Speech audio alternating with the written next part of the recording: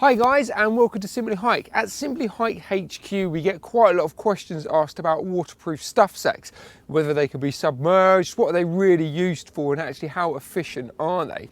Obviously the first question, how can you submerge them? They're not actually designed to be submerged, but you can do so if dire straits, as a survival survival technique. You can actually use them. Look at this one here, it's filled with air, so you can almost use it as a buoyancy aid. But the real key thing is obviously is to keep things nice and dry, but then also to organise things. So if you're going wild camping, if you're doing your day hike and you've got lots of equipment, you're not too sure of the weather and stuff like that, stuff sacks, especially the X-Bed dry bags here, are a really nice little feature.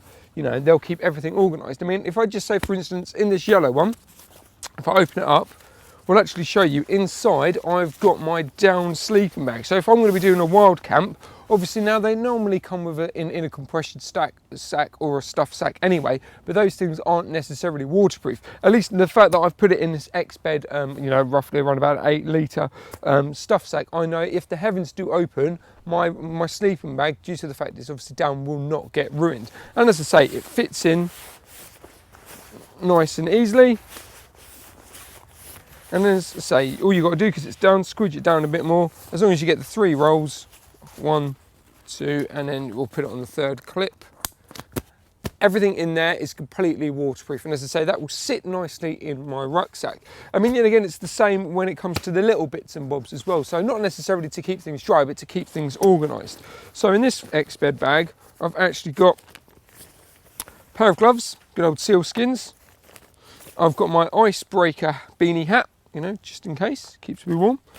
I've also got my petrol head torch, my Swiss Army knife, good old camper, and then we've got, oh, that fell over, never mind. And then we've got my fire still. So all these little bits, nine times out of 10, especially when you're day hiking or wild camping or whatever, these normally end up finding their way to the bottom part of your rucksack. Just putting them in the smaller X-Bed bag keeps everything organised. Obviously the ones that I've got today as well, the brighter version. So yet again, if you're really organised like me or a little bit OCD, you can also colour coordinate so you know what bag is for what.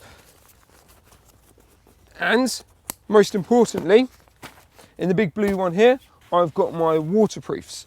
So obviously now you've got a waterproof jacket and you've got your waterproof trousers, as well as your fleece or everything. Obviously they're designed to be waterproof. Now if the heavens open, you get your you want to get your kit out your rucksack, what's the first thing that you're going to do? You're going to open up your rucksack, all the water's going to get in, and it's safe. If your kit isn't in an X-Bed dry bag, it's all going to get absolutely wet. Even your waterproof jackets and coats, you don't want them wet. You want them wet on the outside, not on the inside, and that's really for personal comfort. So as I say, even my waterproofs, I put in a dry bag purely for that reason.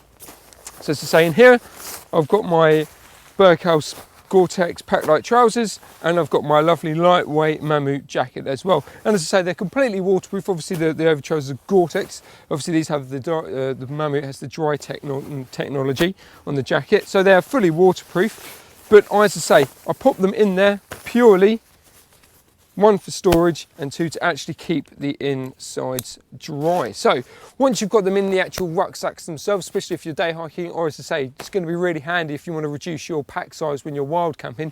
The dry bags, as keeping your stuff dry as well as using them for organising, are a great asset to have, and it's definitely worth looking into. Anyway, for any more information on them, please visit our website, simplyhike.co.uk.